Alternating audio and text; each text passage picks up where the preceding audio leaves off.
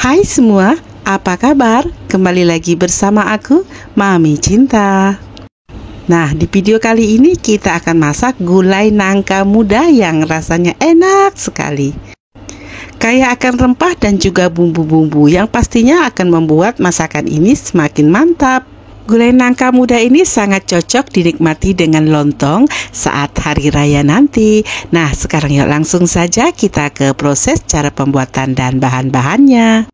Pertama kita akan siapkan bahan bumbu halusnya. Nah, untuk bahan bumbu halusnya aku menggunakan cukup banyak ya. Nah, ini ada 15 siung bawang merah, 8 siung bawang putih, 3 ruas jari jahe, 2 ruas lengkuas, 2 ruas jari kunyit, 20 buah cabai merah keriting yang kering, 6 butir kemiri. Nah, di sini aku menggunakan lada biji agak cukup banyak agar tidak kembung ya, kurang lebih 1 sendok makan. Kemudian ini ada 2 sendok makan bumbu gulai instan yang sudah jadi. Nah, ini bahan bumbunya kita sisihkan. Selanjutnya untuk bumbu aromatik di sini aku menggunakan 3 batang serai. Kemudian 3 lembar daun salam, 3 lembar daun jeruk. Agar masakan gulai nangka semakin mantap, aku tambahkan ini ada tetelan daging sapi kurang lebih 200 gram yang sudah direbus. Nah, ini bahan dasarnya nangka muda kurang lebih 2 buah yang masih muda ya, sudah aku rebus juga. Kemudian ini ada santan kental segar, ini banyaknya kurang lebih 1 liter ya. Selanjutnya siapkan blender, kita akan haluskan bumbu. Nah, bumbu yang sudah kita siapkan tadi kita masukkan ke dalam blender. Sebelumnya bumbu ini sudah aku potong-potong terlebih dahulu dengan ukuran kecil ya, agar mudah saat kita menghaluskan. Untuk menghaluskan bumbu aku tambahkan dengan sedikit air, boleh diganti dengan minyak goreng ya, sesuaikan dengan selera. Nah, kemudian kita akan blender hingga bumbu ini halus. Nah, untuk menghaluskan bumbu ini boleh juga bumbunya diulek atau ditumbuk ya. Nah, pastikan bumbu ini benar-benar halus agar nanti meresap pada sayur nangka yang kita masak. Nah, ini bumbunya sudah halus sekali. Nah, seperti ini. Nah, kita cek seperti ini ya teman-teman. Ini bumbunya sangat benar-benar halus ya. Dan ini akan kita sisihkan sebentar. Langkah selanjutnya, siapkan wajan, kemudian masukkan bumbu yang sudah kita haluskan tadi. Nah, ini jangan ditambah minyak goreng terlebih dahulu ya teman-teman. Kemudian masukkan bumbu aromatiknya, serai, daun salam, dan juga daun jeruk. Kemudian kita aduk-aduk hingga bumbu ini airnya sedikit menyusut ya teman-teman. Nanti setelah bumbunya ini airnya menyusut, baru kita tambahkan dengan minyak goreng. Nah, kita gunakan api kompor yang sedang saja ya untuk menumis atau memasak. Nah, setelah air dari bumbunya ini sedikit menyusut, baru kita masukkan bumbu gula yang kita siapkan tadi. Kita aduk-aduk kembali dan kita masak lagi hingga bumbunya ini benar-benar tanak dan matang dan airnya benar-benar menyusut ya teman-teman. Ini terus kita aduk-aduk.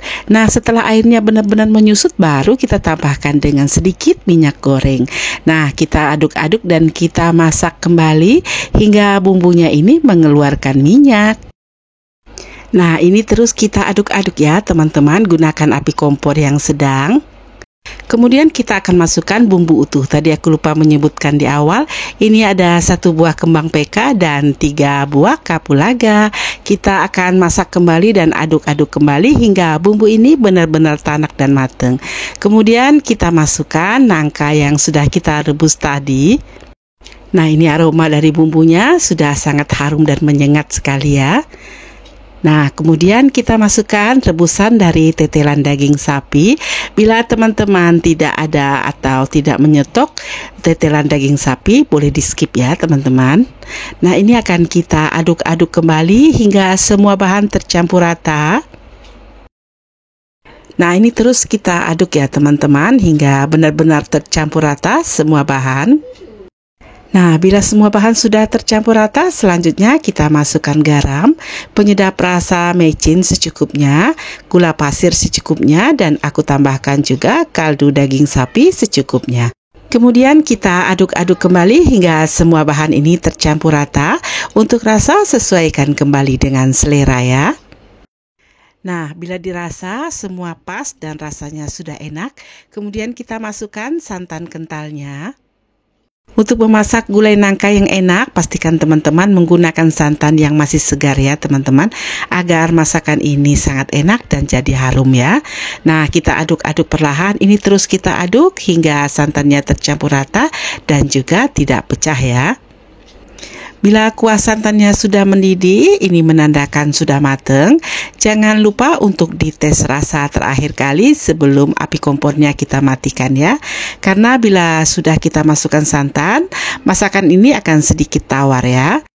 Nah, tadi sudah aku cek dan rasanya sudah sangat enak dan pas sekali. Ini sudah matang, matikan kompor.